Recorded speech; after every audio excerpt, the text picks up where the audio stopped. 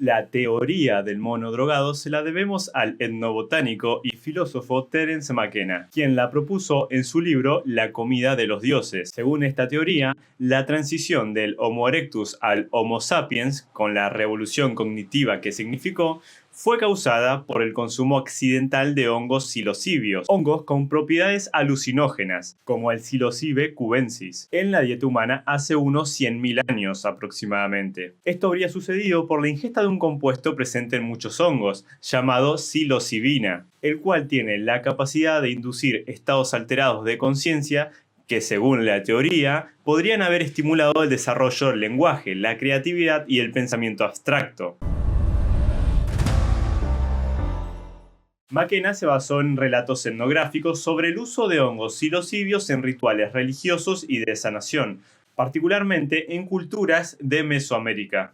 Utilizó estas observaciones culturales para argumentar que los hongos podrían haber tenido un impacto significativo en las primeras sociedades humanas. El consumo de estos hongos sucedió en la era del Pleistoceno, que abarca una amplia extensión de tiempo, desde hace 2.6 millones de años hasta hace unos relativamente recientes 11.000 años. Fue una época de cambios climáticos extremos y grandes migraciones. Tales condiciones habrían obligado a nuestros ancestros a experimentar con nuevas fuentes de alimento, incluyendo plantas y hongos desconocidos. Es en ese contexto que el autor propone que el consumo de hongos afectó a nuestros ancestros, posibilitando o acelerando su evolución cerebral y cognitiva. ¿Por qué se habla de mono? Bueno, porque se estima que fue una práctica realizada por ancestros homínidos, similares a monos, de los que desciende el propio ser humano. McKenna resalta la revolución que significó que el tamaño del cerebro se duplicara en algún punto hace 2 millones de años.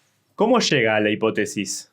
Nacido en Colorado, McKenna dedicó gran parte de su vida a explorar los límites de la conciencia humana.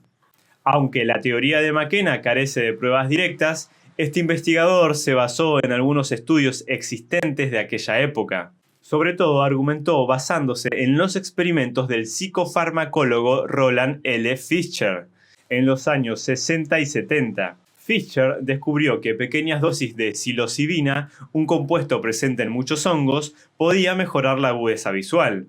Además de que en ciertas dosis también podía funcionar como afrodisíacos, lo que, según McKenna, podría contribuir a la selección natural, porque las comunidades bajo los efectos de hongos podrían haberse reproducido más. Antes de continuar, te recuerdo que si te está gustando el video, dejes un me gusta y te suscribas de no estarlo. Un ejemplo bastante de moda de sustancia psicodélica es la ayahuasca, la cual es una bebida ceremonial con propiedades alucinógenas, que ha sido usada tradicionalmente por diversas culturas indígenas de la cuenca amazónica, especialmente en Perú, Colombia, Brasil y Ecuador. La bebida se prepara mediante la decocción de varias plantas, las cuales al parecer no tienen efecto por sí mismas hasta que se las combina.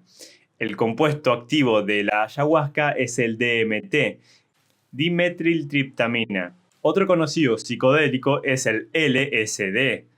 Es una droga que altera los estados de percepción, ánimo y cognición.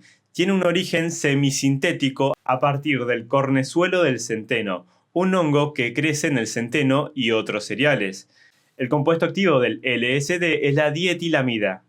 Estas sustancias actúan principalmente en los receptores de serotonina del cerebro, lo que altera la percepción y puede provocar experiencias sensoriales intensificadas y alucinaciones, provocando este estado alterado de conciencia llamado psicodelia. Críticas. A ver, si bien la idea resulta interesante y por su simpleza suena posible, la verdad es que si bien las drogas pueden afectar y cambiar la conducta y cultura de las personas, no está para nada demostrado cómo podrían haber actuado a nivel genético, ya que la evolución actúa por mutaciones espontáneas que son favorecidas o no por medio de la selección natural. O sea, si una mutación es favorable, es más probable que el individuo sobreviva y deje descendencia. En el mejor de los casos, el consumo de alucinógenos pudo haber afectado las prácticas culturales y potenciado a individuos puntuales en alguna habilidad mental como la creatividad, expresada en el arte o en inventos tecnológicos. Pero de ahí a suponer que las sustancias pueden cambiar directamente la genética de una especie es pasarse de especulador. al menos sin evidencia suficiente. Podemos imaginar que si una especie descubre una sustancia con tal poder, es lógico que se hubiera conservado hasta el día de hoy en la mayoría de civilizaciones, ya que le daría una ventaja enorme por sobre otras. Sin embargo, el consumo de alucinógenos se mantuvo vivo solo en sociedades aisladas.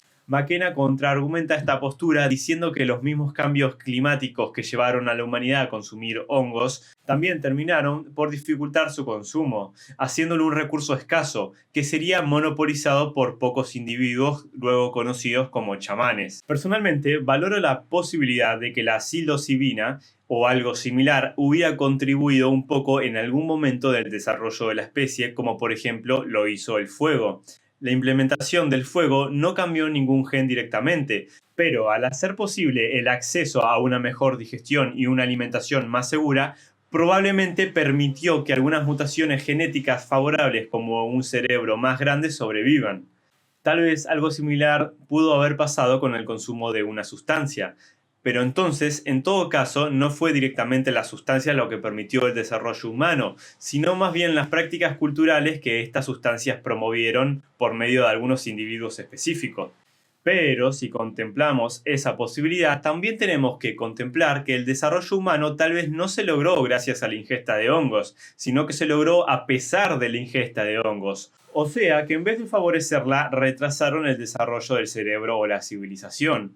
Por lo que si es posible que el uso de psicodélicos desbloquee nuevos niveles de conciencia, como decía McKenna, creo yo que también hay que dejar la puerta abierta a que el consumo de psicodélicos haya no ayudado, sino por el contrario, dificultado la expresión del potencial cognitivo humano. Dicho de otra manera, no sabemos a ciencia cierta y probablemente nunca lo sabremos si los psicodélicos contribuyeron o dificultaron nuestro desarrollo cognitivo como especie. Después de ver mucho material audiovisual de McKenna, porque es un personaje relativamente reciente y hay muchos videos de él siendo entrevistado o dando conferencias, así que valoren el esfuerzo que hice sintetizando toda esta data, dando me gusta y suscribiéndose de no estarlo.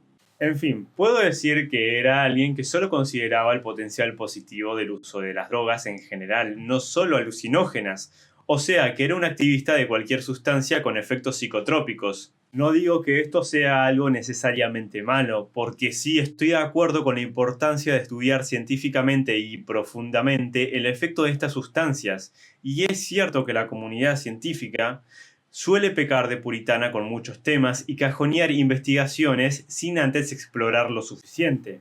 Además de que estudios más recientes parecen volver factible la idea sobre cómo las sustancias psicodélicas podrían afectar la plasticidad cerebral y tener un uso clínico en adicciones o ciertos trastornos. Y aunque esta tampoco es una idea del propio McKenna, sí fue un gran divulgador de la misma en su época. Como dije, si bien rescato esta afirmación, también considero que McKenna no fue capaz de considerar también el potencial riesgo que el uso de estas sustancias implican. Recordemos que las sustancias alucinógenas afectan directamente las conexiones químicas entre las neuronas, reemplazando o inhibiendo el efecto de neurotransmisores. El funcionamiento de estos neurotransmisores es probablemente el sistema más complejo y delicado del cuerpo humano. Algunos incluso opinan que es el sistema más complejo del universo al que tenemos acceso. Así que está de más decir que el uso de algo que altera la delicada química cerebral al menos no debería ser banalizado, para así poder tener en cuenta todos los riesgos existentes antes de hacer uso de algo así. Hablando un poco de la persona en sí, McKenna no era ajeno al uso político de su teoría. En lo religioso era profundamente crítico del catolicismo y del islamismo. No estaba de acuerdo con el sistema capitalista y creía que las drogas alucinógenas posibilitaban un tipo de conexión con la Tierra, basándose en la hipótesis Gaia, la cual considera que el planeta o su biosfera es un sistema donde el conjunto de la vida en él conforma una conciencia planetaria. Si viste la película de Avatar, pues sería lo que ahí los Na'vi llaman Eywa. Entonces, según McKenna, los alucinógenos nos darían acceso o pondrían en sintonía con la misma. Es una idea por lo menos polémica y bueno, Adherir a este tipo de ideas no le sirvió para ganarse el favor de la mayoría de académicos del tema. La vida de nuestro protagonista llegaría a su fin en el año 2000, a la edad de 53 años, por un tumor cerebral. Por cierto, su hermano, Dennis McKenna, aún sigue activo y al parecer sigue la investigación de su difunto hermano. Es director de etnofarmacología del Instituto de Investigación de HIFER, una organización sin fines de lucro que se ocupa de la investigación de los posibles usos terapéuticos de los medicamentos psicodélicos. Y estuvo en el conocidísimo podcast de habla inglesa de Joe Rogan, hablando del tema hace algunos años. Bueno, en conclusión, la teoría es interesante, tal vez muy especulativa para mi gusto. Además, tiene varias implicaciones e interpretaciones aún más imaginativas y locas. Pero esa es otra historia. Si te gustó el video, no olvides dejar un like y suscribirte. Yo soy Alan y esto ha sido Psycho Project.